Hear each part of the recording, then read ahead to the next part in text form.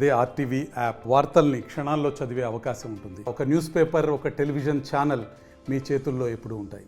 ముఖ్యంగా నేను ఈరోజు ఒక విషయం సూటిగా చెప్పదలుచుకున్నా. ఈరోజు ఏప్రిల్ 1వ తేదీ వచ్చింది. ఇంతవరకు 1వ తేదీ వస్తానే అంతా కూడా డబ్బులు పంచే కార్యక్రమం పెన్షనర్లకు చేస్తా జరుగుతూ వచ్చింది.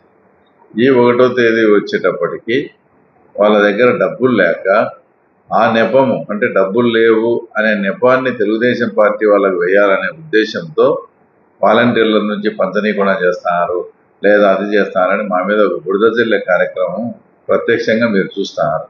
మేము ఒకటే సూటిగా అడుగుతున్నాం, మీ దగ్గర డబ్బులు కానీ ఉంటే వాళ్ళ అకౌంట్లోకి వచ్చి డబ్బులు డ్రా చేసేయాలి కదా. డ్రా చేస్తే అప్పుడు కదా వాలంటీర్లు కానీ ఇంకోరు కానీ. ఇప్పుడు ఎన్నికల కోడ్ వచ్చిన తర్వాత వాలంటీర్లు కూడా ప్రభుత్వం వాళ్ళకు జీతాలు ఇస్తూ ఆ సిస్టమ్ పెట్టినందువల్ల వాలంటీర్లతో డబ్బులు కాకపోతే ఎన్నికల కోడ్కి అది విరుద్ధం కాబట్టి వాళ్ళని ఆ బాధ్యతల నుంచి తొలగించి వేరే వాళ్ళ ద్వారా చేపమన్నారు. అనేక మంది ఎంప్లాయీస్ ఉన్నారు, ముఖ్యంగా సచివాలయ సిబ్బంది ఉన్నారు. సచివాలయ సిబ్బందితో చేపేయచ్చు. అంటే ఎంఆర్పిఎస్ వచ్చేసి జాతీయ అధ్యక్షులు అయినటువంటి మందకృష్ణ మాదయ్య గారు అంతకుముందు ఏదైతే ఆంధ్రప్రదేశ్ రాష్ట్రంలో ఒక కూటమి ఏర్పడిందో, అంటే తెలుగుదేశం పార్టీ, జనసేన, బీజేపీ పార్టీకి సంపూర్ణంగా మేము కూడా ఎంఆర్పిఎస్ తరఫున ఎంఆర్పిఎస్ అధ్యక్షుడిగా నేను సంపూర్ణంగా ఈ కూటమి అభ్యర్థులకు మేము మద్దతు ఇస్తున్నాం.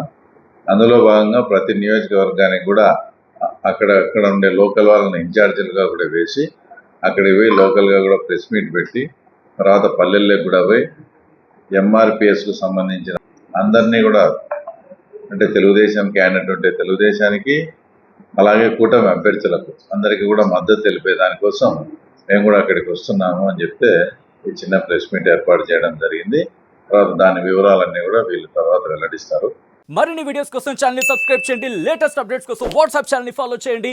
అండ్ లింక్ డిస్క్రిప్షన్ లో ఉంది.